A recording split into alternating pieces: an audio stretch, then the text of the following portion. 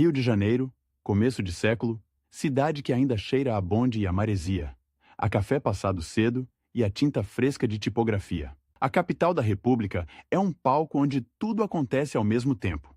A política em voz alta nos cafés, o futebol virando religião, de domingo, a boemia fazendo hora extra, e a imprensa como um coração batendo em ritmo próprio, acelerando quando o país se assusta e desacelerando quando finge que está tudo bem. É nesse Rio que nasce, em 11 de janeiro de 1923, Sérgio Porto. Um menino que vai crescer num Brasil que aprende a ser moderno aos trancos, com rádio entrando nas casas, com a linguagem urbana se impondo sobre o Brasil de província, com a ideia de opinião pública virando uma força real e perigosa. Porque opinião pública, no fundo, é gente falando, e gente falando dá trabalho para quem manda.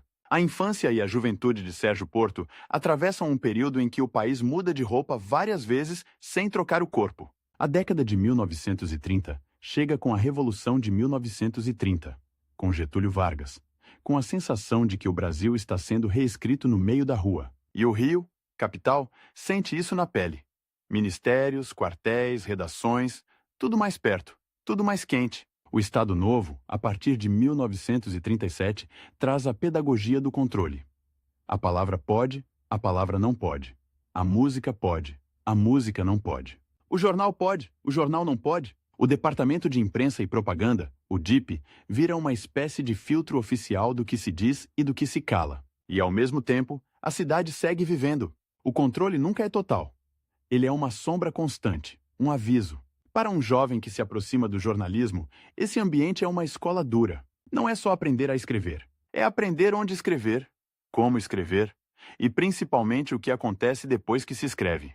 Porque o jornalismo no Rio não é uma profissão abstrata. É uma rotina física. Subir escadas de redação, ouvir o barulho das máquinas, sentir o papel, lidar com o telefone que toca sem parar, com o editor que grita, com o fechamento que engole a madrugada. É também uma rede de relações. Repórter que conhece delegado, cronista que conhece deputado, redator que conhece censor. Quando há, censor. E mesmo quando não há, conhece o medo que faz o papel de censor. Sérgio Porto entra nesse mundo e aprende cedo uma coisa que não se ensina em manual. O detalhe é tudo. A notícia não é só o fato grande, o discurso no palácio, a votação no Congresso, a crise ministerial. A notícia também é o jeito como o guarda olha, o carimbo que demora, a placa mal escrita, a ordem burocrática que parece pequena e, repetida 1000 vezes, vira um sistema. O Brasil é um país que se revela no balcão, no guichê, no volte amanhã, no falta uma assinatura, no não pode.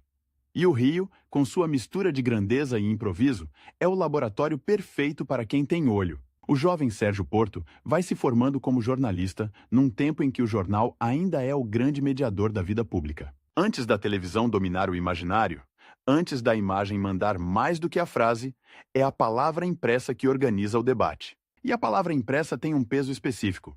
Ela circula. Ela é recortada e guardada. Ela pode ser prova, pode ser acusação, pode ser arma. Mas há um outro elemento, mais sutil, que vai moldar Sérgio Porto. O humor como forma de sobrevivência social no Rio. A cidade tem uma tradição de ironia, de apelido, de comentário atravessado. O carioca, no estereótipo e na prática, aprende a driblar a dureza com uma frase. E isso não é só charme. É técnica. É uma maneira de dizer sem dizer. De apontar sem assinar embaixo. De criticar sem se colocar na linha de tiro de forma direta. O humor, ali, é uma língua paralela. E Sérgio Porto, ainda antes de virar o nome que o país vai reconhecer, já está absorvendo essa língua. Ele não nasce humorista como quem nasce com um crachá. Ele nasce observador. E o observador, quando é bom, percebe que o riso não é o contrário da seriedade. O riso pode ser a forma mais precisa de registrar o sério quando o sério está proibido, ou quando o sério é tão absurdo que só cabe numa frase torta. O Rio dos anos 1940 e 1950 é uma cidade que vive entre o glamour e a precariedade. Há cassinos, a rádio, há estrelas, a Copacabana como vitrine. E há também a burocracia, a desigualdade, o improviso, a política como espetáculo e como bastidor. O país sai da Segunda Guerra com novas tensões, com a redemocratização de 1945, com partidos se reorganizando, com a imprensa respirando, um pouco mais.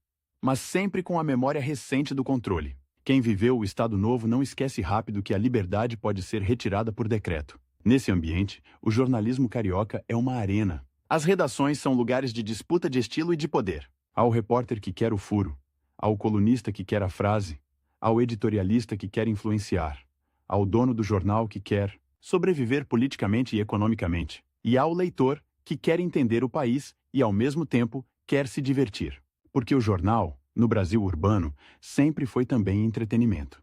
Crônica, futebol, polícia, vida social, pequenas notas. O cotidiano como narrativa, Sérgio Porto vai se encaixar nesse espaço com uma habilidade que parece simples, mas não é.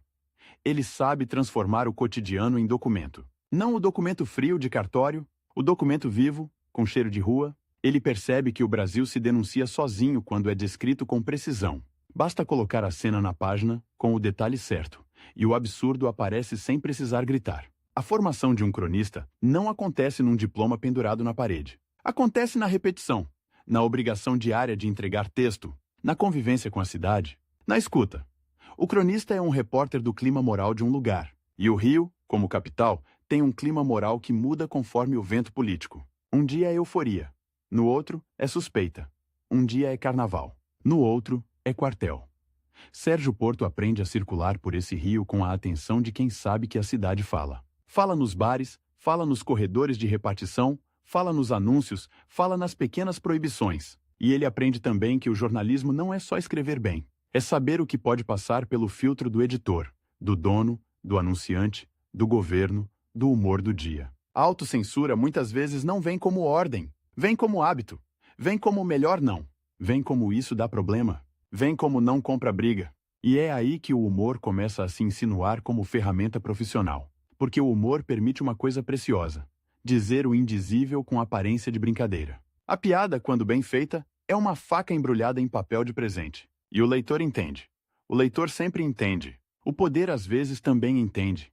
E é por isso que o humor pode ser perigoso. Antes de se tornar Stanislau Ponte Preta, Sérgio Porto é Sérgio Porto. Jornalista, cronista, homem de redação. Um trabalhador da palavra. E isso importa, porque o mito posterior tende a transformar o humorista num ser etéreo, como se ele vivesse apenas de tiradas geniais. Não, ele vive de rotina, de pauta, de deadline, de telefonema, de conversa com fonte, de leitura de diário oficial, de nota de rodapé, de comunicado burocrático. O humor dele, quando amadurece, não nasce do nada. Nasce do atrito com o real. O Rio é também uma cidade de hierarquias muito claras. Há o mundo dos gabinetes e o mundo da rua. Há o mundo dos títulos e o mundo dos apelidos. E Sérgio Porto vai se especializar em atravessar esses mundos com uma naturalidade que é, ao mesmo tempo, charme e método. Ele sabe ouvir o que o sujeito importante diz em público e o que o sujeito comum comenta no balcão. E sabe que muitas vezes o balcão é mais verdadeiro. A crônica, no Brasil, tem uma tradição forte. É um gênero que mistura literatura e jornal, observação e estilo, comentário e cena. Não é editorial. Não é reportagem pura. É um espaço onde o autor pode respirar e, ao mesmo tempo, cutucar. Sérgio Porto vai se aproximar desse espaço com uma marca que vai ficando cada vez mais nítida. A recusa do grandioso como máscara. Ele prefere o pequeno que revela o grande. A besteira que denuncia o sistema. E o país, nesse período, oferece material sem parar. A política brasileira do pós-guerra é turbulenta. Getúlio volta pelo voto em 1950, num país dividido, com imprensa atacando e defendendo, com crises sucessivas. O Rio vive a tensão de ser capital e vitrine. A cada crise a cidade ferve. E a imprensa ferve junto. O suicídio de Getúlio em 1954 é um choque nacional. E também um evento que mostra o poder da palavra pública. Cartas, manchetes, versões, disputas de narrativa. O Brasil aprende de novo que a história não é só o que acontece. É o que se escreve sobre o que acontece. Sérgio Porto está nesse ambiente em que a escrita é disputa. E ele vai, pouco a pouco, encontrar um tom próprio.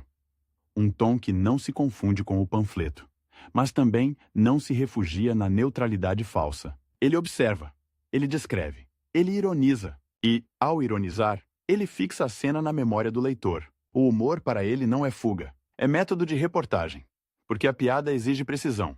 Uma piada ruim é vaga, uma piada boa é cirúrgica.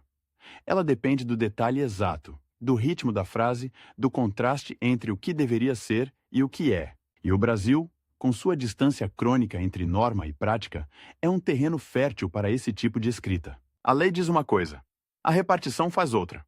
O discurso promete, a realidade desmente. O humor apenas acende a luz. Nas redações do Rio, a figura do cronista tem um papel especial. Ele é, muitas vezes, o sujeito que traduz a cidade para ela mesma. E Sérgio Porto vai se tornando esse tradutor. Ele não precisa inventar personagens. A cidade já fornece. O guarda, o burocrata, o político, o moralista, o censor informal, o cidadão que tenta viver. O cronista só precisa ouvir e devolver. E há também a cultura do pseudônimo, muito comum na imprensa brasileira. Pseudônimo é máscara, mas também é liberdade. Permite experimentar tom. Permite separar persona pública. Permite dizer com mais ousadia. Sérgio Porto vai, mais adiante, encontrar no pseudônimo uma ferramenta decisiva. Mas antes disso, ele precisa construir o repertório, o ouvido, a coragem calibrada. Coragem calibrada. Porque há uma diferença entre coragem e imprudência. O jornalista que quer durar aprende a medir o risco, aprende a escolher a batalha, aprende a usar a linguagem como escudo. E Sérgio Porto, que vai se tornar famoso por rir do absurdo, não é um inconsequente. Ele é um profissional que conhece o peso das palavras. Ele sabe que uma frase pode fechar portas, pode atrair inimigos, pode gerar telefonemas desagradáveis, e sabe também que recuar demais transforma o jornalismo em decoração. O Rio, nesse tempo, é uma cidade onde a vida cultural e a vida política se misturam. Intelectuais circulam por jornais. Jornais influenciam governos. Governos tentam influenciar jornais. A boemia não é só boemia. É rede de informação. O bar é a extensão da redação. A conversa de madrugada vira nota de manhã. E o cronista, se for esperto, recolhe ali o material que não aparece em comunicado oficial. Sérgio Porto vai se formando nesse caldo. E o que chama a atenção é como ele consegue manter um pé na rua e outro na técnica. Porque humor sem técnica vira anedota. Técnica sem rua vira texto morto. Ele junta as duas coisas. Observa como repórter. Escreve como cronista. Ataca como humorista. Mas com a disciplina de quem sabe que o leitor percebe quando o autor está apenas fazendo graça. Há um tipo de humor que humilha o fraco e bajula o forte. Esse humor é fácil.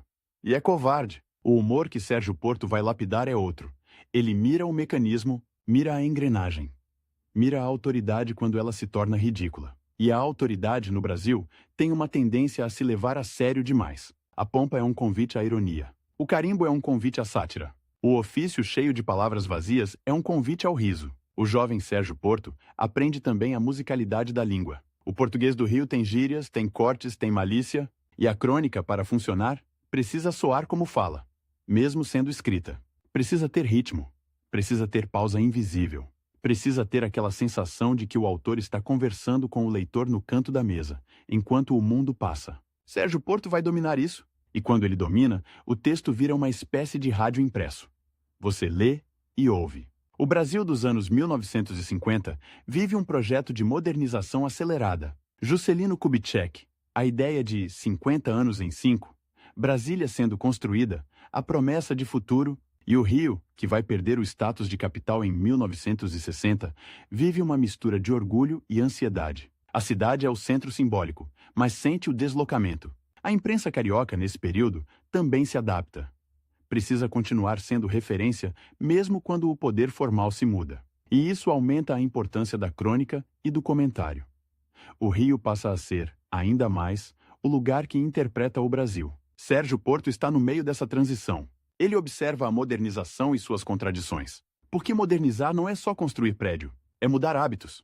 E hábito é onde mora o ridículo. A modernidade brasileira muitas vezes vem com etiqueta importada e prática antiga. Vem com discurso de eficiência e fila interminável. Vem com promessa de racionalidade e carimbo duplicado.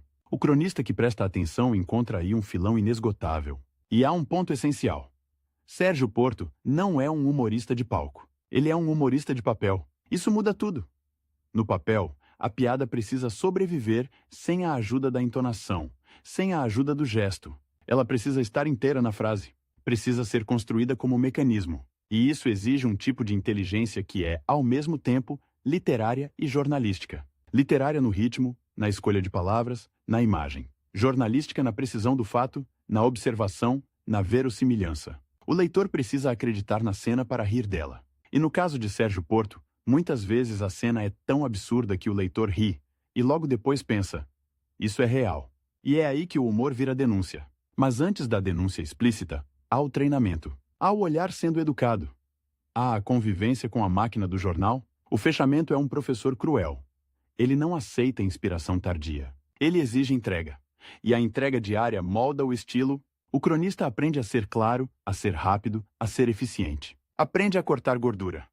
Aprende a deixar a frase com o peso certo. Aprende a confiar no leitor. Aprende a sugerir mais do que explicar. Sérgio Porto vai, nesse processo, se tornando uma figura conhecida no meio jornalístico. Não ainda o fenômeno cultural que virá depois, mas um nome que circula, um profissional respeitado. E isso importa porque, quando ele mais tarde adotar uma máscara famosa, essa máscara vai se apoiar numa base sólida. A credibilidade de quem conhece o ofício. O humor dele não é o humor do outsider que atira pedras de fora. É o humor de quem está dentro, vendo a engrenagem por trás do palco. O Rio também ensina uma coisa. A proximidade com o poder é tentadora. O jornalista pode virar amigo de político, pode ser convidado para eventos, pode receber informação privilegiada. E essa proximidade cobra preço, cobra silêncio em certos momentos, cobra gentileza, cobra compreensão. O cronista que quer manter independência precisa manter distância.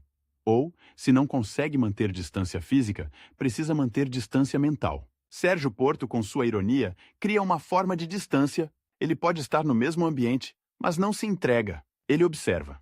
Ele registra. Ele transforma em texto. E o texto, no Brasil, tem uma tradição de circular além do jornal. A crônica é recortada, comentada, repetida, ela vira conversa. E isso dá ao cronista um poder peculiar. Ele não decide leis, não comanda tropas, não assina decretos, mas ele molda o jeito como as pessoas enxergam o ridículo do poder. E o ridículo é corrosivo. O poder tolera crítica séria com mais facilidade do que tolera ser ridicularizado. Porque a crítica séria pode ser respondida com discurso sério, o ridículo não tem resposta elegante. O ridículo gruda. Sérgio Porto vai, então, se aproximando do ponto em que o humor deixa de ser apenas tempero e vira instrumento central. Mas isso não acontece de um dia para o outro. A máscara ainda não tem nome. O estilo ainda está sendo afinado. Ele experimenta, observa reações, sente o limite do que passa. E o limite no Brasil é sempre móvel. Depende do governo, depende do humor das autoridades, depende do momento. O jornalista aprende a ler o ar, a perceber quando a cidade está mais tolerante e quando está mais perigosa. E o ar, no começo dos anos 1960, começa a ficar pesado. A política nacional entra num período de instabilidade crescente. Renúncia de Jânio Quadros em 1961, crise institucional. João Goulart, assumindo em meio a disputas, polarização, medo de golpe, medo de revolução, medo de tudo. O Rio, mesmo já não sendo capital formal, continua sendo um centro nervoso de imprensa e opinião. E a imprensa, nesse clima, vira campo de batalha. Manchetes inflamam. Colunas tomam partido. A rua reage. O país parece viver num estado de expectativa permanente, como se algo estivesse para acontecer a qualquer momento. Para um cronista como Sérgio Porto, esse clima é duplo. Por um lado, é material abundante. O absurdo político, a retórica inflamada, as contradições. Por outro, é risco. Porque quando a política se radicaliza, o humor pode ser interpretado como provocação. E a provocação, em tempos tensos, é tratada como ameaça. É nesse ponto que a formação dele, construída na disciplina do jornalismo e na malícia do humor carioca, se torna decisiva. Ele não é um agitador.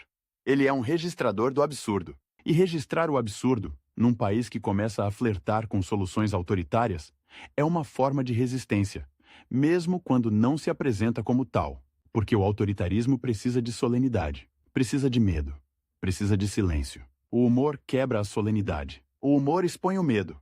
O humor faz barulho. Mas ainda aqui, Sérgio Porto é sobretudo um homem de redação, um cronista que está construindo sua ferramenta. Ele aprende a transformar o cotidiano em síntese. Aprende a olhar para a burocracia como teatro. Aprende a perceber que o Brasil tem uma vocação para produzir normas que ninguém cumpre e proibições que ninguém entende. Aprende que a ordem, muitas vezes, é apenas uma forma de confundir. E que a confusão é útil para quem manda, porque a confusão cansa. E gente cansada não protesta. Gente cansada só tenta sobreviver. O cronista, então, vira uma espécie de cartógrafo do cansaço nacional. Ele desenha o mapa das pequenas violências: a humilhação no guichê, a ordem sem sentido, o fiscal que interpreta a regra conforme o humor, o moralismo seletivo, a autoridade que se acha dona da cidade. E ele faz isso com uma arma que parece leve: uma frase, um parágrafo, um riso. O rio, com sua luz forte e suas sombras rápidas, com seu calor que deixa tudo mais irritadiço,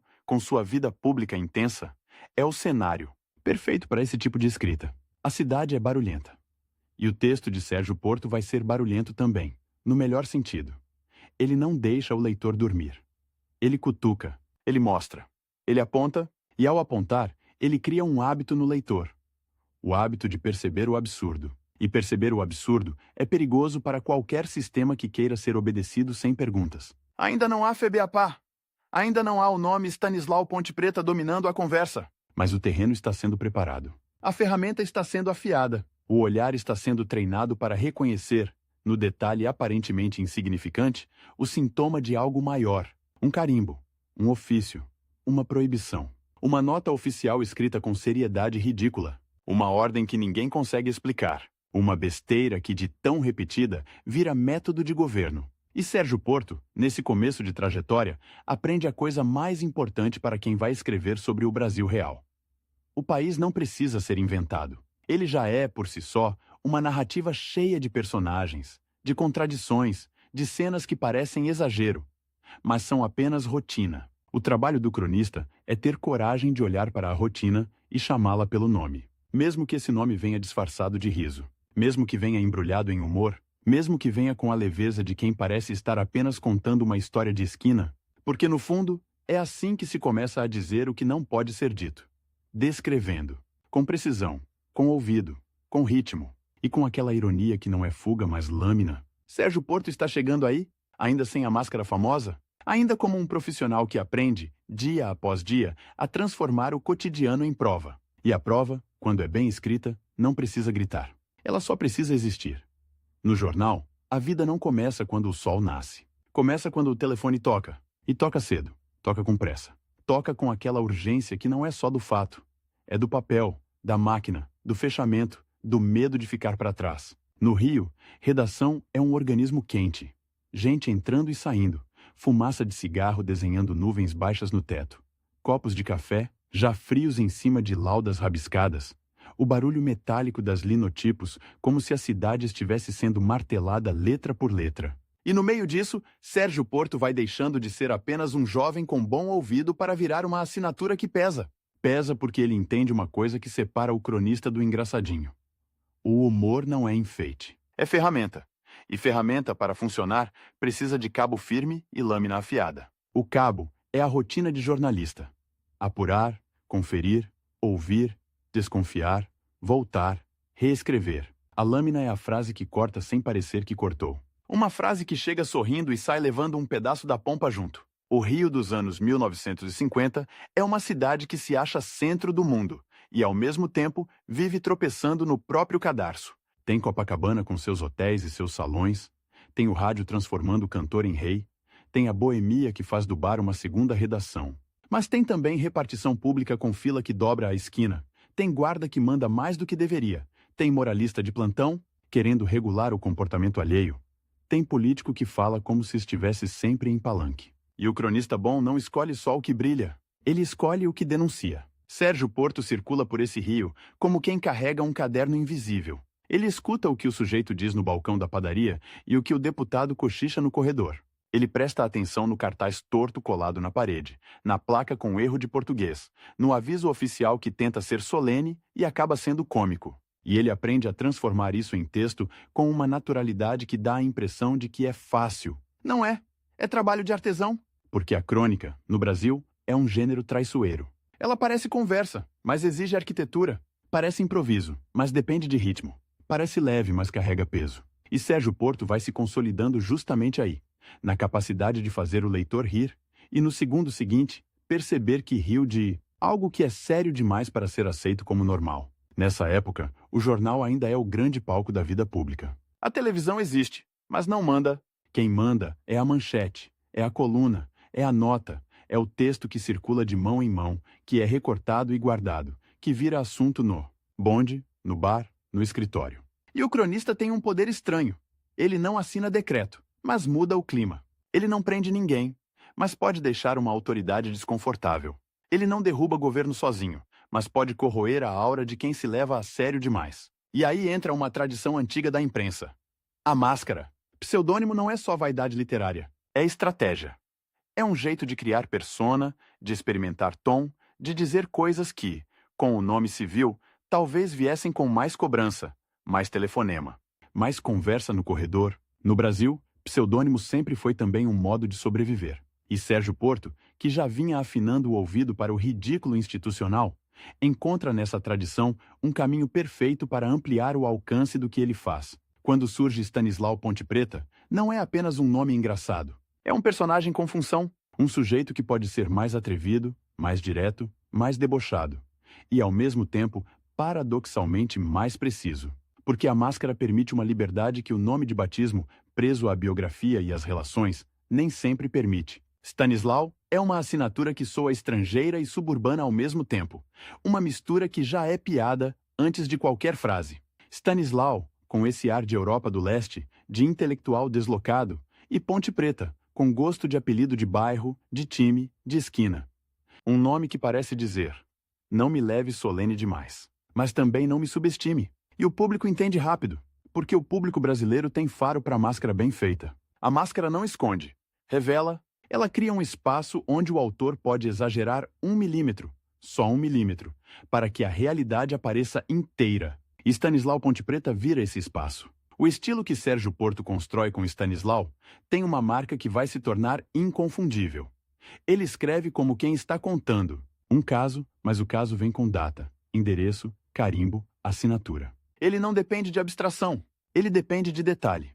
E detalhe é o que dá credibilidade ao absurdo. Quando o leitor reconhece o cenário, a repartição, o balcão, o guarda, o fiscal, o ofício, ele não está apenas rindo, ele está se vendo ali.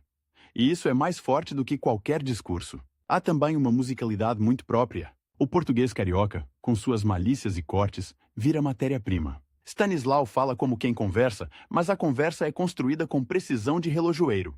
Uma frase longa, cheia de curvas, e de repente um golpe curto, seco. Um ponto final que parece tapa. E o leitor que vinha embalado acorda. Esse humor não é o humor do vamos rir de tudo. É o humor do olha isso.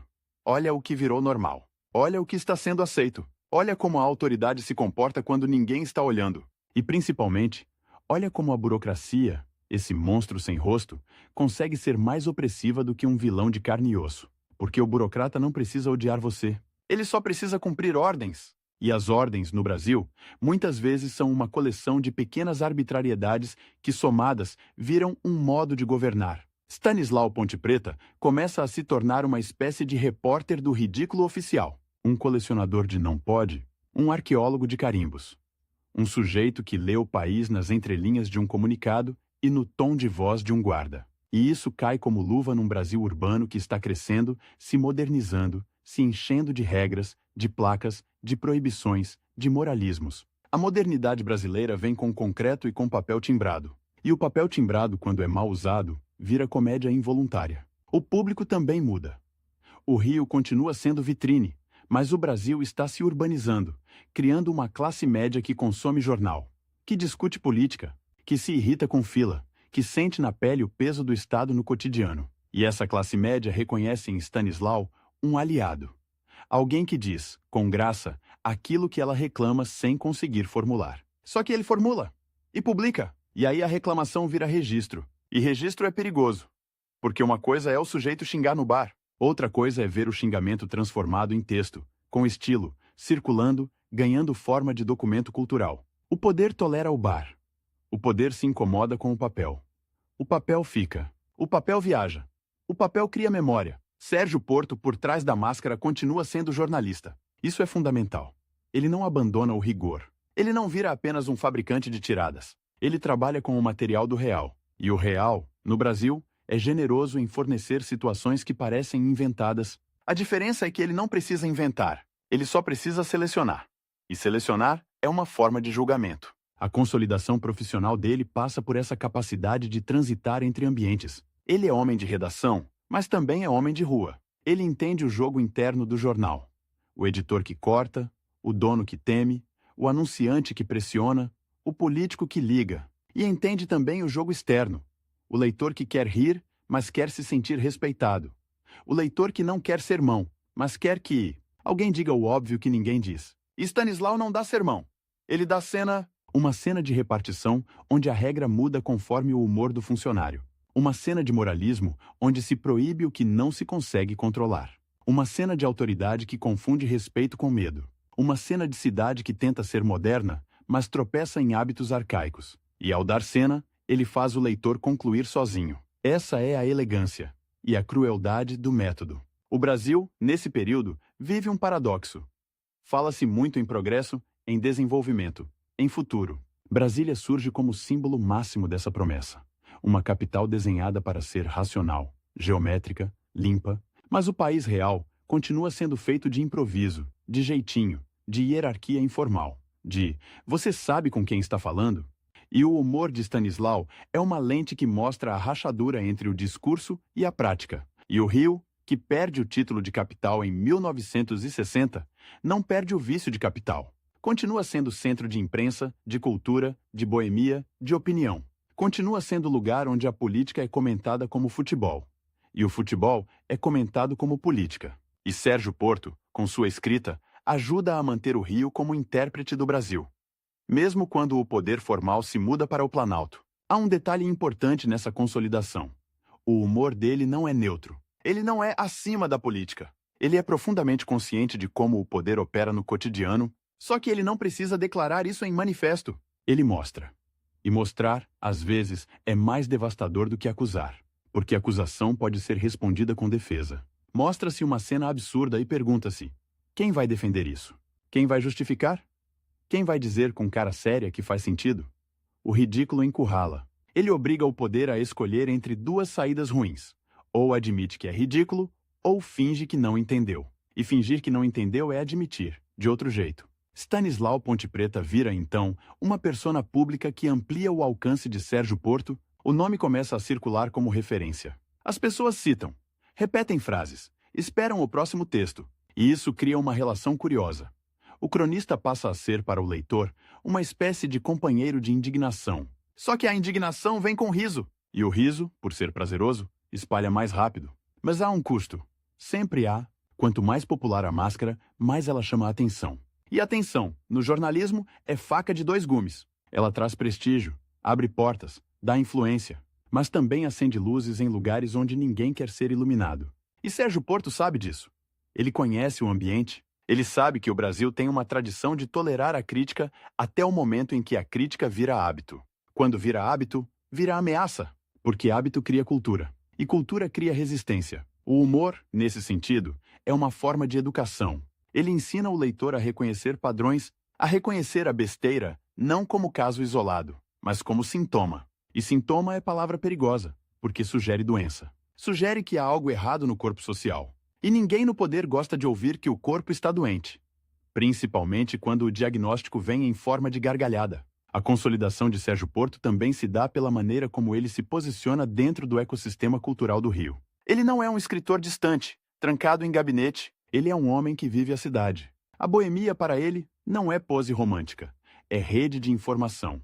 No bar se ouve o que não sai no diário oficial. No bar se percebe o humor da rua. No bar se entende o que o povo está engolindo e o que está atravessado. E o cronista, quando é bom, transforma isso em termômetro. Ele mede a febre.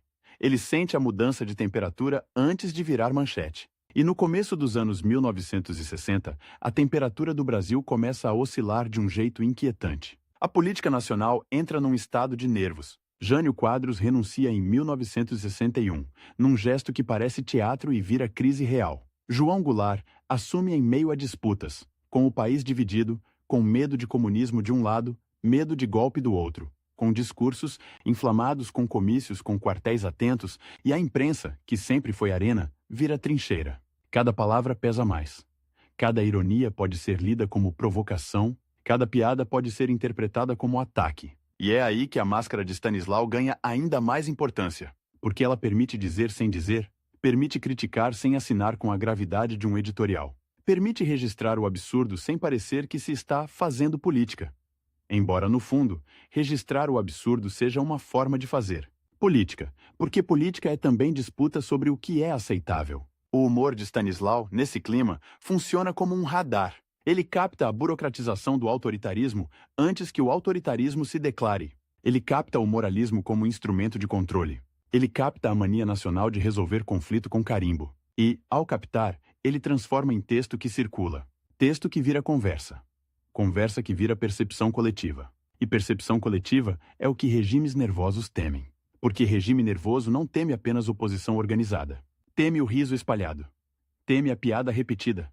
Teme o apelido que pega. O apelido é uma forma de desmonte simbólico. E o Brasil é um país que derruba muita pompa com apelido. Stanislau Ponte Preta, com seu nome já apelido, opera nesse território com maestria. Ele não precisa gritar, isso é autoritário. Ele mostra a ordem absurda, a proibição sem sentido, o ofício ridículo, e o leitor conclui. Se isso é normal, então o normal está doente. Ao mesmo tempo, Sérgio Porto não é um revolucionário romântico. Ele é um profissional. Ele sabe que o jornal tem dono, que o jornal tem linha, que o jornal tem limites. E ele aprende a dançar dentro desses limites sem perder o passo. Isso também é parte da consolidação, a habilidade de publicar, porque escrever e não publicar é diário íntimo. Publicar é entrar no mundo real, com suas consequências. E as consequências começam a rondar, não necessariamente como censura formal. Ainda não é esse o momento mais duro, mas como pressão, como telefonema, como recado, como aquele amigo que avisa, cuidado, como aquele editor que pede, dá uma segurada, como aquele clima de que certas coisas estão ficando sensíveis, e o cronista, se quiser continuar existindo, precisa aprender a codificar, a dizer por alusão, a usar o humor como disfarce, a transformar crítica em caso, a transformar denúncia em besteira, e é aqui que o método de Sérgio Porto se torna quase uma ciência. Ele entende que a besteira é uma unidade narrativa perfeita, pequena, concreta, aparentemente inofensiva. Uma besteira não derruba governo. Uma besteira não parece ameaça. Só que a besteira, quando acumulada, vira retrato. E retrato, quando bem feito, é acusação silenciosa. Ele começa a colecionar essas besteiras como quem coleciona provas. Não provas de tribunal, mas provas de clima. Provas de mentalidade. Provas de um país que se acostuma a obedecer sem entender. E o leitor, ao rir, vai se acostumando ao contrário, a não aceitar sem perceber. Essa consolidação também tem um lado de linguagem. Stanislau escreve com uma mistura rara de erudição e rua. Ele pode fazer referência culta e, na linha seguinte, usar expressão popular. Ele pode soar como intelectual e como malandro, sem ser caricatura de nenhum dos dois. E isso amplia o público. Porque o Brasil urbano é assim, mistura. O sujeito que lê jornal pode ter estudado muito ou pouco, mas reconhece a malícia, reconhece o ritmo, reconhece a cena. E há uma coisa que Sérgio Porto faz como poucos.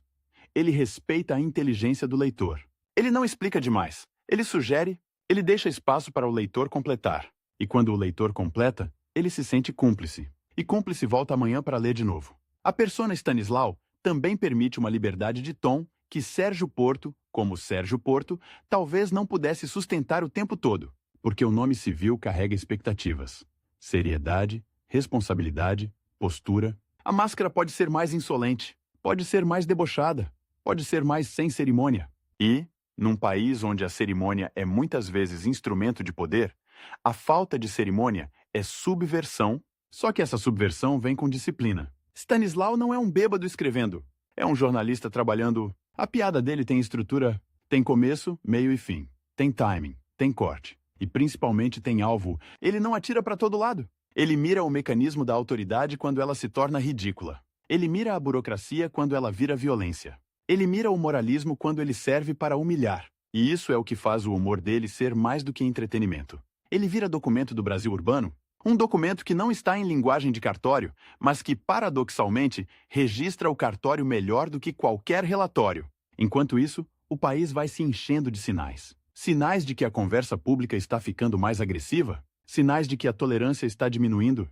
sinais de que a política está deixando de ser apenas disputa eleitoral para virar disputa existencial. E nesse ambiente, o humor de Stanislau funciona como uma espécie de válvula, mas também como alarme. Ele alivia a pressão do leitor, sim, mas também avisa. Olha o que está acontecendo. Olha o que está sendo aceito. Olha o que está se tornando rotina. E a rotina é o lugar onde o autoritarismo se instala com mais facilidade. Não com tanque na rua. Isso vem depois quando vem. Mas com pequenas ordens, pequenas proibições, pequenos carimbos, pequenas humilhações, pequenas besteiras que, repetidas, viram método. Sérgio Porto, consolidado como cronista e humorista, começa a ser reconhecido justamente por essa capacidade de transformar o pequeno em grande sem precisar inflar. Ele não precisa inventar monstros. Ele mostra o monstro no guichê, no ofício, na placa, na ordem absurda. E o leitor que vive isso, ri com raiva, ri com alívio, ri com reconhecimento. E aí acontece uma coisa curiosa. O humor dele passa a ser esperado como se fosse serviço público. Como se, ao ler Stanislau, o leitor estivesse se vacinando contra a solenidade, contra a mentira oficial, contra a normalização do absurdo. É uma vacina feita de riso. Mas vacina dói um pouco, porque ela lembra que há doença circulando. Essa é a consolidação de Sérgio Porto. Não apenas como alguém que escreve bem, mas como alguém que cria um modo de olhar que pega, que se espalha, que vira lente coletiva. E quando uma lente coletiva se forma, o país começa a se enxergar de um jeito que incomoda. O mais impressionante é que ele faz isso sem perder o pé no chão, sem virar profeta, sem virar pregador. Ele continua sendo o sujeito que entrega texto, que vive o ritmo da redação, que sente o peso do fechamento, que conhece o editor, que sabe que a frase precisa caber na coluna, que o leitor não tem paciência para a tese. Ele entrega cena, entrega ritmo, entrega precisão. E, ao entregar, ele vai ficando grande. Grande o suficiente para que a máscara Stanislau Ponte Preta deixe de ser apenas um truque e vire uma presença. Uma presença que atravessa o Rio e chega a outros lugares. Porque o Brasil, mesmo fora do Rio, reconhece aquele tipo de absurdo, reconhece a repartição, reconhece o carimbo, reconhece o não pode, reconhece o moralismo, reconhece a autoridade ridícula. O Rio é cenário, mas o país é personagem. E quando um cronista consegue fazer o país se reconhecer, ele deixa de ser apenas cronista. Ele vira espelho. E espelho, em tempos de tensão, é perigoso, porque ele não inventa nada. Ele só devolve a imagem. E a imagem às vezes é insuportável. Sérgio Porto vai entrando nos anos 1960 com essa arma já pronta. A máscara, o estilo, o público, o método. Ele já sabe onde dói. Já sabe como dizer. Já sabe como fazer o leitor rir e ao mesmo tempo ficar atento. E o Brasil, sem saber, está prestes a entrar num período em que a tensão vai ser questão de sobrevivência. Porque quando a porta começa a fechar, o primeiro som que some não é o grito. É a risada. E Stanislau, por enquanto, ainda ri alto. Ainda publica. Ainda circula. Ainda faz do cotidiano um documento. Ainda transforma besteira em sintoma. Ainda mantém acesa essa luz incômoda que não ilumina palácios. Ilumina balcões, carimbos, ordens pequenas e a engrenagem inteira que se esconde atrás delas. Em 1964, o ar do Rio muda sem pedir licença. Não é uma mudança de estação, dessas que vem com chuva e vento e um friozinho que obriga a tirar o paletó do armário. É outra coisa. É como se alguém tivesse fechado uma janela que sempre esteve aberta, e a sala, a cidade, o país, começasse a ficar abafada. A rua continua barulhenta, o bonde continua rangendo, o mar continua batendo em Copacabana com a mesma indiferença antiga. Mas por baixo do som, aparece um ruído novo, o da cautela. O golpe militar não chega como um raio isolado. Ele chega como uma sequência de passos firmes no corredor. Primeiro, a notícia corre pelas redações com aquela velocidade que só notícia ruim tem. Depois, vêm as confirmações, os nomes, os comunicados, as primeiras prisões, as primeiras cassações. E, de repente, o que era debate vira suspeita. O que era opinião vira subversão. O que era piada vira desrespeito às autoridades constituídas. E o jornal, que sempre viveu de falar alto, aprende a falar olhando por cima do ombro. Redação é lugar de coragem, mas também é lugar de instinto de sobrevivência. O editor que ontem pedia mais acidez hoje pede equilíbrio. O dono do jornal, que sempre gostou de posar de defensor da liberdade, começa a medir o tamanho do anúncio oficial, o humor do quartel, a temperatura do ministério. O telefone toca do mesmo jeito, cedo, urgente. Só que agora, quando toca, ninguém sabe se é fonte ou ameaça. E ameaça no Brasil raramente vem com grito, vem com formalidade, vem com recomendação, vem com um seria bom evitar, vem com um silêncio do outro lado da linha que dura um segundo a mais do que deveria. Sérgio Porto está no meio disso com a ferramenta que ele mesmo afiou: a máscara. Stanislau Ponte Preta não é só um pseudônimo engraçado. É um modo de respirar quando o ar fica curto. Porque o humor, nesse momento, deixa de ser apenas estilo e vira técnica de navegação. A frase precisa continuar chegando ao leitor, mas precisa chegar com um tipo de embalagem que passe pela alfândega invisível do medo. E o medo não é abstrato. Ele tem endereço, tem patente, tem carimbo. O Brasil de 1964 em diante começa a produzir um tipo de papel que parece multiplicar-se sozinho. Atos, portarias, circulares, comunicados, notas oficiais. O país vira uma máquina de emitir ordens. E ordem, quando vira rotina, vira paisagem. A paisagem do autoritarismo não é só tanque na rua. É o guichê que diz, não pode. É o fiscal que inventa regra. É o delegado que orienta.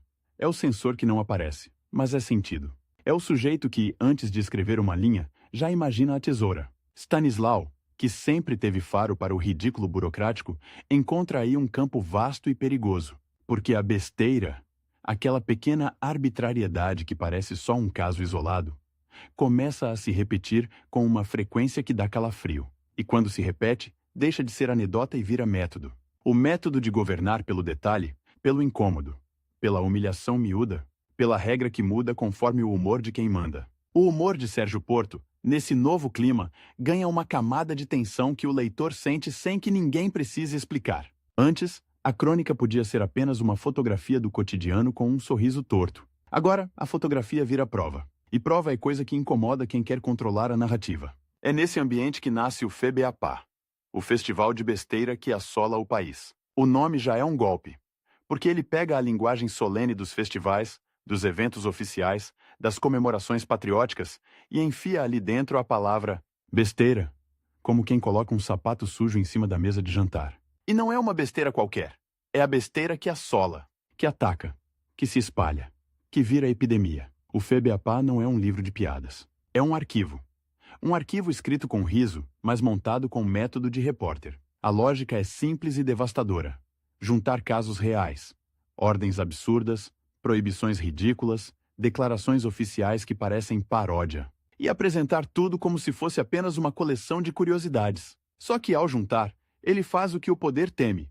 Ele mostra padrão, mostra repetição, mostra que não é acidente, mostra que a estupidez, quando institucionalizada, vira política pública. E o leitor, ao abrir aquelas páginas, reconhece o país, reconhece o tom do ofício, reconhece a frase de autoridade que se acha importante, reconhece o moralismo que se disfarça de bons costumes, reconhece a mania de mandar por mandar. E ri. Ri porque é engraçado. Ri porque é familiar. Ri porque, se não rir, dá vontade de quebrar alguma coisa. O sucesso do FEBEAPA tem muito a ver com esse sentimento coletivo de sufoco que ainda não virou silêncio total, mas já virou aperto. O Brasil de meados dos anos 1960 ainda tem espaços de fala, ainda tem jornais publicando, ainda tem teatro provocando, ainda tem música cutucando. Mas tudo isso começa a ser cercado. E quando algo é cercado, qualquer brecha vira ouro. O humor de Stanislau é uma brecha, uma passagem estreita por onde a crítica consegue passar disfarçada de gargalhada. Só que a brecha tem preço, porque quanto mais gente passa por ela, mais visível ela fica. O FEBEAPA vira fenômeno cultural, justamente por ser uma espécie de jornalismo do absurdo. Ele não inventa o ridículo, ele o documenta. E documentar é um ato de resistência quando o poder quer que tudo pareça normal. A normalidade é a grande mentira de regimes que endurecem. Eles precisam que o cidadão acredite que está tudo em ordem, que as medidas são necessárias, que as exceções são temporárias, que a disciplina é virtude. A crônica de Stanislau faz o contrário. Ela mostra que a ordem pode ser só uma coleção de desordens oficiais. E aí acontece uma coisa curiosa. O humor, que deveria ser leve, vira pesado. Não no texto. O texto continua ágil, malandro, musical. Mas no efeito, porque o leitor percebe que está rindo de algo que tem dente. Algo que morde. Algo que, se continuar crescendo, vai morder mais forte. Nas redações, isso se traduz em tensão diária. O jornalista aprende a ler não só a notícia, mas o ambiente. Aprende a perceber quando um assunto não pega bem. Aprende a sentir quando uma frase pode ser interpretada como afronta. Aprende a usar sinônimo, a trocar nome por alusão, a esconder o alvo atrás de um biombo de ironia. E, ao mesmo tempo, aprende que a autocensura é um veneno lento. Você começa cortando uma palavra, depois corta um parágrafo, depois corta um tema, e quando percebe está escrevendo sobre nada. Sérgio Porto, com sua experiência de redação e sua inteligência de sobrevivente, entende que o humor pode ser uma forma de manter o texto vivo sem entregar o pescoço. Mas ele também entende que a máscara não é invisível. Ela protege, mas não torna imune, porque o poder, quando se sente ridicularizado, não precisa provar nada, basta se irritar. E irritação oficial é uma coisa que se espalha como boato. Um dia alguém comenta no corredor: fulano lá em cima não gostou. Outro dia chega um recado: melhor pegar leve. Outro dia, o texto volta com cortes que não são do editor. São de uma mão que não assina. E o cronista, que sempre trabalhou com o detalhe, começa a trabalhar também com o não dito, com o espaço em branco, com a frase que termina antes do esperado, com a sugestão que o leitor completa sozinho. O FEBEAPA, por ser coleção, tem uma força especial. Ele tira o texto do efêmero do jornal e coloca no permanente do livro. Jornal embrulha peixe no dia seguinte. Livro fica na estante. Livro circula de mão em mão.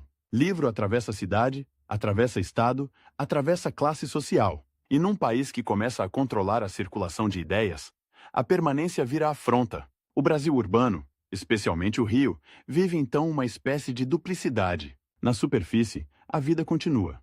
Futebol, praia, carnaval planejado com antecedência, boemia, rádio, televisão ganhando espaço. Mas por baixo, cresce uma sensação de que há coisas que não se pode dizer. E quando não se pode dizer, as pessoas começam a falar por códigos. O humor vira código.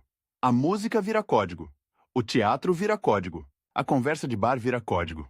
E Stanislau é um mestre em código porque ele sempre escreveu com subtexto. Só que agora o subtexto deixa de ser charme literário e vira necessidade. A besteira vira refrão nacional. E refrão é coisa que gruda. Você lê um caso de proibição absurda, ri. E no dia seguinte, encontra uma placa na rua que parece saída do mesmo festival. Você ouve uma declaração de autoridade e pensa: isso daria uma crônica. Você vê um carimbo e imagina Stanislau descrevendo o carimbo como se fosse personagem. O país começa a se enxergar através dessa lente. E isso é perigoso porque, quando o cidadão aprende a reconhecer o ridículo do poder, ele perde um tipo de medo. Não o medo físico. Esse pode continuar. Mas o medo reverencial. O medo de achar que a autoridade é sempre séria, sempre competente, sempre inevitável. O riso, nesse sentido, é corrosivo. Ele não derruba quartel, mas derruba a aura. E aura é metade do poder. Ao mesmo tempo, o período pós-64 não é homogêneo. Há momentos de endurecimento e momentos de aparente distensão. Há disputas internas no regime, há tentativas de dar verniz legalista, há uma preocupação constante com imagem. E é justamente essa preocupação com imagem que torna o humor tão incômodo, porque a imagem que o regime quer vender é a de ordem, progresso, moralidade. A imagem que Stanislau devolve é a de um país governado por pequenas arbitrariedades, por moralismos de ocasião, por burocratas que confundem autoridade com capricho. E ele devolve isso com precisão. Não é um humor de fantasia, é humor de ata, humor de documento, humor que cita o tipo de linguagem que o leitor reconhece. Fica proibido, determina-se, considerando, resolve. A frase oficial, quando colocada sob luz, revela sua própria comicidade. E quando revela comicidade, revela também violência. Porque por trás do fica proibido, há sempre alguém que perde algo. Perde direito, perde espaço, perde voz. O FEBEAPA vira, então, uma espécie de inventário do autoritarismo cotidiano. Não o autoritarismo grandioso, de discursos e desfiles, mas o autoritarismo do guarda que manda, do fiscal que inventa, do censor, que corta, do burocrata que carimba. E esse inventário tem um efeito cumulativo. Cada caso isolado pode parecer só uma anedota. 100 casos juntos parecem um retrato de época. Um retrato que ninguém quer pendurar na parede do gabinete. A fama de Stanislau cresce junto com o risco. E fama, para um cronista, é uma coisa estranha. Ela dá poder e tira proteção. Porque quando você é pequeno, o poder te ignora. Quando você vira referência, o poder começa a te ler. E ser lido por quem manda é sempre uma situação ambígua. Você quer ser lido pelo público? Você não quer ser lido como alvo. Sérgio Porto passa a viver essa ambiguidade no corpo. A rotina de redação continua, mas com uma camada de tensão que não aparece na lauda. Ele precisa manter o ritmo de produção. Crônica não espera inspiração, crônica espera prazo. E, ao mesmo tempo, precisa calibrar o risco. Não é covardia, é cálculo. Porque se ele for calado, perde-se a voz inteira. Se ele recuar demais, perde-se o sentido. O equilíbrio é uma corda bamba, e ele anda nela com a habilidade de quem sabe que cair não é metáfora. O ambiente cultural do Rio também se torna mais nervoso. Artistas, jornalistas, intelectuais começam a sentir o cerco. Alguns vão para o exílio, outros são presos. Outros são silenciados por medo. Outros tentam negociar espaço. E no meio disso, a crônica de Stanislau funciona como uma espécie de registro paralelo do que está acontecendo. Não o registro oficial, que tenta parecer limpo, mas o registro do cotidiano contaminado. Há algo de profundamente brasileiro nessa estratégia. Rir para não enlouquecer. Mas no caso de Sérgio Porto, não é só para não enlouquecer. É para não deixar apagar. Porque o autoritarismo tem uma vocação. Ele quer que o absurdo pareça normal. E que o normal pareça suspeito. Ele quer reescrever a memória em tempo real. A crônica, quando bem feita, atrapalha essa reescrita. Ela fixa o instante. Ela coloca data e cheiro e textura no que o poder gostaria que fosse esquecido. E o leitor percebe isso. O leitor compra o livro, comenta, empresta, cita. O leitor transforma o Febeapá em conversa. E conversa é uma forma de circulação que nenhum decreto controla completamente. Você pode cortar jornal, pode apreender edição, pode intimidar editor. Mas não dá para apreender a frase que já virou bordão no bar. Não dá para censurar a risada que já aconteceu. Só que dá para tentar. E tentam... A censura nesse período é muitas vezes irregular, caprichosa, dependente de quem está no posto e do humor do dia. Isso a torna ainda mais opressiva, porque o imprevisível gera autocensura. Se você não sabe onde está a linha, você começa a desenhar a linha dentro da sua cabeça. E, geralmente, desenha mais para trás. O humor de Stanislau, por ser baseado em casos concretos, tem uma vantagem. Ele pode sempre dizer que está apenas relatando, apenas reproduzindo, apenas mostrando, mas essa defesa tem limite, porque o problema não é o fato, é o efeito. O efeito é ridicularizar. E ridicularizar, para um poder que se quer respeitado, é crime sem artigo. É ofensa sem tipificação. É uma coisa que se pune porque incomoda, não porque está escrito. Sérgio Porto, que sempre foi jornalista antes de ser humorista, entende que o detalhe é sua munição. Ele não precisa fazer discurso contra o regime. Ele precisa mostrar a engrenagem funcionando. E a engrenagem, quando exposta, perde parte da força, porque ela depende de invisibilidade. Depende de que o cidadão aceite o carimbo como destino, a ordem como natureza, a proibição como moral. O Febeapá, ao transformar essas pequenas ordens em material de leitura prazerosa, faz uma coisa ainda mais perigosa. Ele democratiza a percepção crítica. Não é um tratado para iniciados. É uma crônica que qualquer um entende. E quando qualquer um entende, o poder perde o monopólio da interpretação. O Brasil de 1965, 1966, 1967 vai se fechando aos poucos, como uma porta que range. Não é um slam. É um rangido contínuo. E cada rangido é uma besteira nova. Uma proibição aqui, uma intervenção ali, uma cassação acolá, um jornal pressionado, um artista vigiado. O cidadão comum talvez não acompanhe todos os atos institucionais, mas acompanha o clima. E clima é coisa que se sente na pele. Na conversa que baixa de volume quando alguém estranho se aproxima, no cuidado com palavras, no olhar que pede confirmação antes de concordar. Stanislau escreve dentro desse clima como quem descreve o tempo. Hoje está abafado, amanhã pode chover. Só que a chuva aqui é de chumbo, e ele sabe. O sucesso do Febeapá também revela uma fome do público por alguém que diga o óbvio com coragem. Porque o óbvio, em tempos de pressão, vira luxo. Dizer isso é absurdo pode ser perigoso, mas dizer isso é uma besteira parece mais leve. Parece menos político, parece quase infantil. E é aí que está a genialidade. Chamar de besteira aquilo que, na verdade, é sintoma de algo grave. A palavra desarma a vigilância por um segundo. E um segundo basta para a ideia entrar. Só que a ideia, uma vez dentro, não sai fácil. O leitor começa a olhar para o mundo com o filtro do Febeapá. Começa a colecionar suas próprias besteiras. Começa a perceber que o país está cheio de pequenos autoritarismos que se justificam com ordem, moral, segurança. E começa a perceber que a soma disso tudo dá um resultado que não é engraçado. A fama de Sérgio Porto nesse período não é apenas literária, é social. Ele vira figura conhecida, citado, comentado, E isso muda a relação dele com a própria cidade. O cronista que antes podia circular como observador passa a ser observado. O bar, que era fonte, vira também vitrine. A boemia, que era rede de informação, vira lugar onde alguém pode estar ouvindo demais. E o jornalista aprende a medir o que fala até quando não está escrevendo. Há um desgaste aí. Um desgaste que não aparece em fotografia, mas aparece no ritmo interno. Porque viver de humor em tempo de endurecimento é viver com o corpo em alerta. Você precisa estar atento ao ridículo e, ao mesmo tempo, atento ao perigo. Precisa rir e, ao mesmo tempo, calcular. Precisa manter a leveza do texto enquanto carrega o peso do contexto. E, ainda assim, ele continua... Continua porque parar seria aceitar. E aceitar, para um cronista que vive de registrar o real, seria uma forma de morte antecipada. O FEBEAPA, ao longo desses anos, vai se consolidando como marca. Não é só um título, é um modo de nomear o país. E nomear é poder. Quem dá nome às coisas define como elas serão vistas. Chamar de festival é ironia, mas também é diagnóstico. A besteira não é exceção, é evento permanente, com programação diária, com palco em cada repartição, com plateia involuntária em cada fila. E o mais cruel é que o festival não precisa de ingresso. Todo mundo participa. A tensão com a censura e com o ambiente político vai se tornando parte do cotidiano de quem escreve. Não é um confronto épico, de herói contra vilão em praça pública. É uma guerra de atrito. Um corte aqui, um veto ali, uma pressão acolá. Um editor que pede para trocar uma palavra, um amigo que aconselha prudência, um desconhecido que manda recado. E no meio disso, o cronista tenta manter a dignidade do texto sem transformar a crônica em panfleto, porque panfleto é fácil de atacar. A crônica, quando é boa, é mais difícil.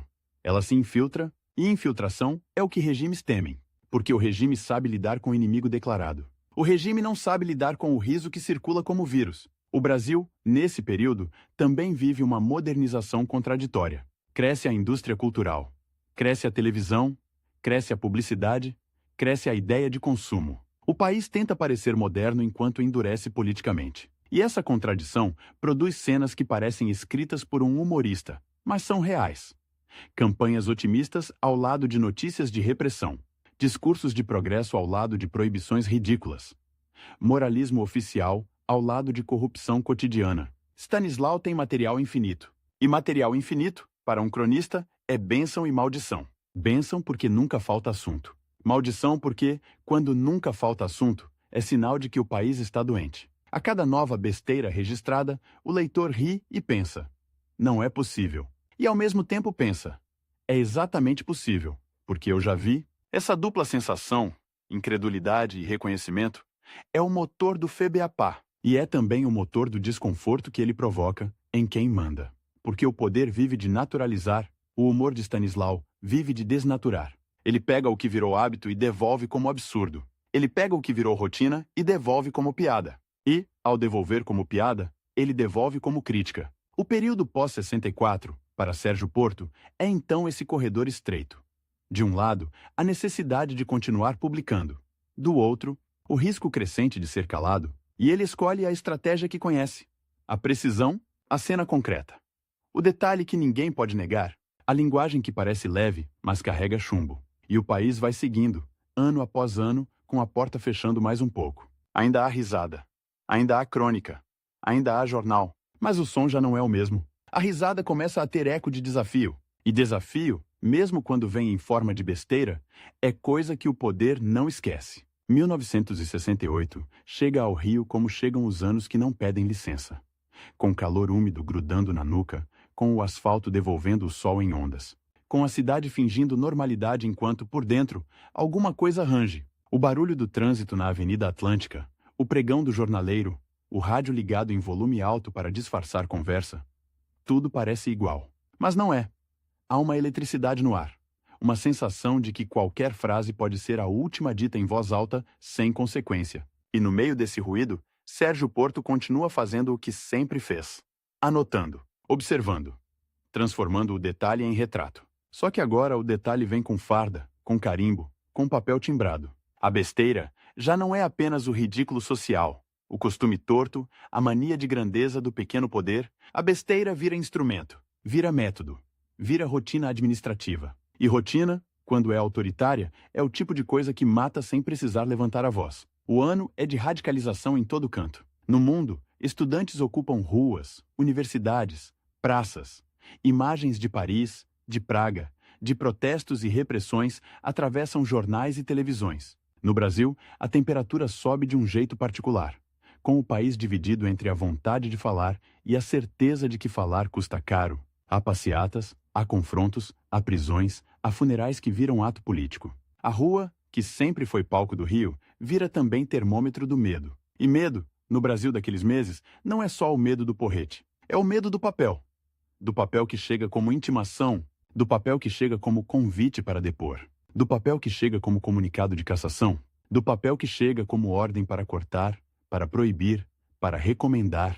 O país se enche de papéis como se quisesse cobrir o chão com burocracia para ninguém enxergar o sangue. Sérgio Porto, que tinha faro para o papel como quem tem faro para a chuva, percebe que o Brasil está virando um arquivo de absurdos. E arquivo é coisa séria. Arquivo é memória. Arquivo é prova. Por isso, o humor dele incomoda tanto. Porque ele não faz apenas rir.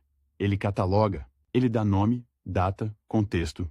Ele transforma o que seria boato em registro. E registro, em tempos de endurecimento, é uma afronta silenciosa. A vida de cronista, por fora, continua com sua mecânica impiedosa. Prazo não respeita a crise política.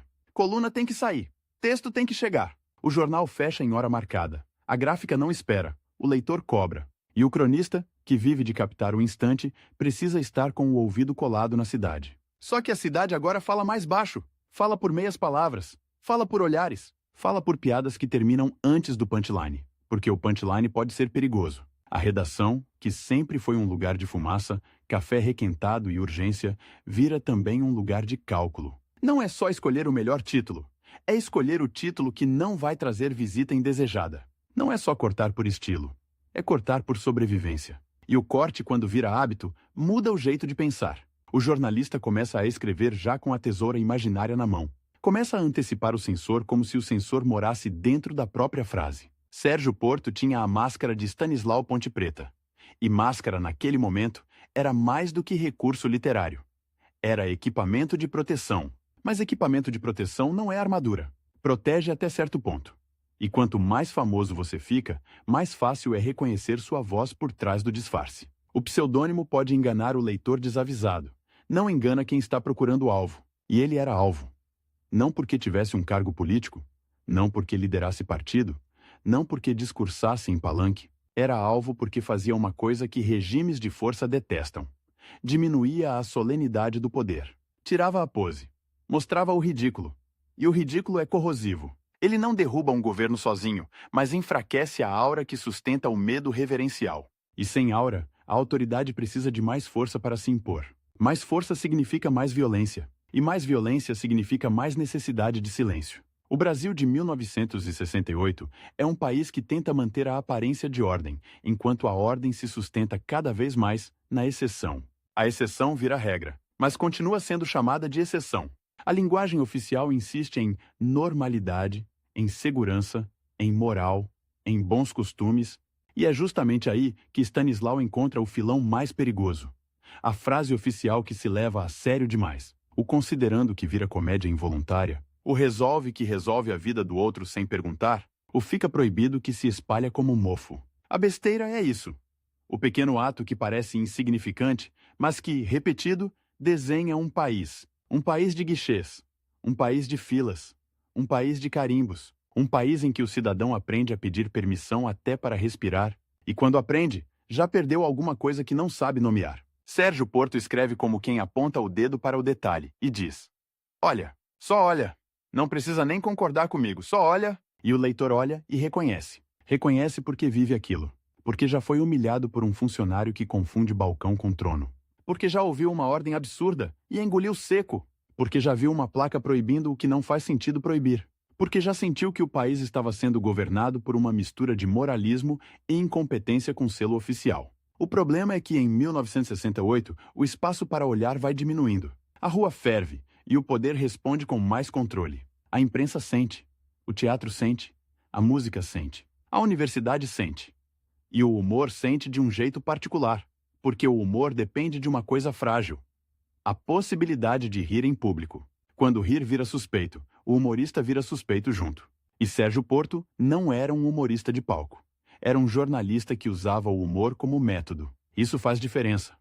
Porque o texto dele não vinha de uma abstração, vinha de uma apuração, de uma escuta, de uma leitura atenta do país. Ele tinha o ouvido treinado para a fala do poder e para a fala da rua. E sabia que, quando a fala do poder começa a dominar a rua perde vocabulário.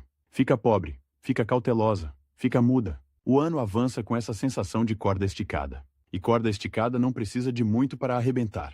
Um confronto aqui, uma prisão ali, uma notícia que corre como pólvora. O Rio, com sua vocação para a conversa, começa a conversar com medo. E conversar com medo é como andar com o sapato apertado.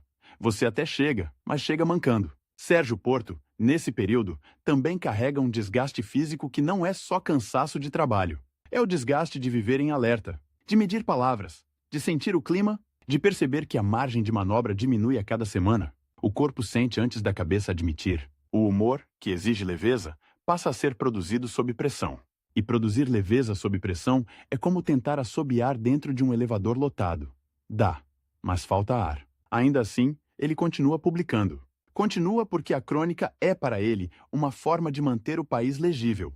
Quando a realidade começa a ser coberta por discursos oficiais, por versões autorizadas, por eufemismos, a crônica devolve textura, devolve cheiro, devolve o som do carimbo batendo no papel, devolve a frase exata do ofício, devolve o absurdo com a frieza de quem apenas transcreve. E transcrever naquele contexto era um ato de coragem disfarçado de brincadeira. O disfarce, porém, tem limite. Há um momento em que o poder deixa de fingir que não entendeu. E quando deixa de fingir, a vida do cronista muda. Não necessariamente com uma prisão espetacular, com manchete, com drama cinematográfico. Às vezes muda com coisas menores e mais cruéis. Um telefonema que não se explica, um convite para conversar, um recado que chega. Por terceiros, um editor que pede para pegar mais leve, porque o clima não está bom. O clima nunca está bom quando o poder quer silêncio. E 1968 é o ano em que o clima piora rápido. A sensação de que o país está indo para um ponto sem retorno começa a aparecer nas conversas de bastidor, nos corredores de redação, nos camarins, nos bares. Não é profecia, é leitura de sinais. Sinais que vêm em forma de medidas, de discursos, de operações, de prisões. Sinais que vêm também na forma como as pessoas começam a se despedir sem dizer que estão se despedindo. Um amigo que some, um colega que viaja e não volta, um artista que decide sair por um tempo, um jornalista que muda de assunto quando alguém se aproxima. Sérgio Porto, que sempre foi homem de cidade, de rua, de conversa, sente esse encolhimento como se a cidade estivesse ficando menor. O Rio, que sempre pareceu grande demais para caber em regras, começa a caber. E quando uma cidade como o Rio começa a caber em regras, é porque as regras estão ficando grandes demais. Há também a contradição brasileira que torna tudo mais surreal. A vida cotidiana insiste em continuar. Há futebol, há novela, há propaganda otimista, há promessa de progresso, há inaugurações, há discursos sobre futuro e, ao mesmo tempo, há repressão, há censura, há medo. Essa convivência de festa e ameaça é um material perfeito para um cronista e um veneno para quem vive dentro dela, porque você começa a duvidar da própria percepção. Você olha para a praia cheia e pensa, será que estou exagerando? Aí você lê um comunicado absurdo e pensa, não, não estou. Você ouve uma piada no bar e ri, e logo depois percebe que alguém olhou para a mesa ao lado para ver quem ouviu. A risada vem com reflexo de autoproteção. Sérgio Porto transforma esse reflexo em estilo. A frase dele muitas vezes parece correr para escapar, parece dançar para não ser agarrada. Ele usa a malandragem da língua portuguesa como quem usa uma rua lateral para fugir de um bloqueio. Troca o nome pelo apelido, o alvo pela sombra, a acusação pela descrição. E o leitor, cúmplice, entende. Entende porque também está aprendendo a ler nas entrelinhas. O país inteiro vira um curso intensivo de subtexto. Mas subtexto cansa. Porque subtexto exige atenção constante. Exige que você esteja sempre traduzindo. E traduzir a própria vida é exaustivo. Você não descansa nem quando lê jornal, porque o jornal já vem com buracos. Você não descansa nem quando conversa, porque a conversa já vem com freio. Você não descansa nem quando ri, porque o riso já vem com cálculo. E aí, no meio desse ano pesado, a vida de Sérgio Porto encurta de um jeito brutal. Ele morre em 30 de setembro de 1968, aos 45 anos. 45. Uma idade que, para um cronista, costuma ser maturidade plena. Repertório acumulado, ouvido afiado, estilo consolidado. Ele morre quando o país ainda está no processo de fechar a porta. E morre pouco antes de a porta ser trancada com força máxima. A morte dele tem um efeito estranho, quase simbólico, embora a vida não seja escrita para caber em símbolo. O cronista que registrava o absurdo cotidiano sai de cena antes do momento em que o absurdo deixa de precisar de disfarce. Porque poucos meses depois, em dezembro, viria o AI-5, e com ele um endurecimento que muda o patamar do silêncio. O que antes era pressão vira sistema. O que antes era ameaça vira norma. O que antes era corte irregular vira censura institucionalizada com mais alcance, mais método, mais medo. Sérgio Porto não atravessa esse ponto. E isso, de algum modo, cristaliza sua obra como retrato de uma liberdade em extinção. Não a liberdade abstrata, de discurso grandioso, mas a liberdade concreta de escrever uma frase e publicá-la sem pedir permissão a um homem invisível. Quando ele morre, fica também a sensação de que o país perde um tipo específico de testemunha. A testemunha do detalhe. Porque há testemunhas que narram grandes eventos, grandes discursos, grandes datas, e há testemunhas que narram o que acontece no balcão, na fila, no ofício, na portaria. O autoritarismo gosta de ser lembrado como grande evento, porque grande evento pode ser justificado como necessidade histórica. O detalhe é mais difícil de justificar. O detalhe mostra a mesquinharia, mostra o capricho. Mostra a violência miúda que, somada, vira violência grande. O método de Sérgio Porto era esse: pegar o pequeno e mostrar que ele não era pequeno. Pegar a besteira e mostrar que ela era sintoma. Sintoma de um país que se acostuma a obedecer sem entender. Sintoma de uma máquina que se alimenta de formalidade para esconder arbitrariedade. Sintoma de uma cultura política em que o carimbo vale mais do que o argumento. E o mais inquietante é que esse método não depende do nome do governante, nem da sigla do momento. Depende de uma disposição nacional para aceitar o absurdo quando ele vem embrulhado em papel timbrado. Sérgio Porto expôs isso com riso, mas o riso dele não era anestesia, era alarme. Um alarme que tocava com som de piada para não ser desligado de imediato. Depois da morte, o que fica é a voz impressa. A voz que não pode mais ser chamada para depor, não pode mais ser intimidada por telefonema, não pode mais ser convencida a pegar leve. Fica o texto. E texto, quando é bom, tem uma teimosia própria.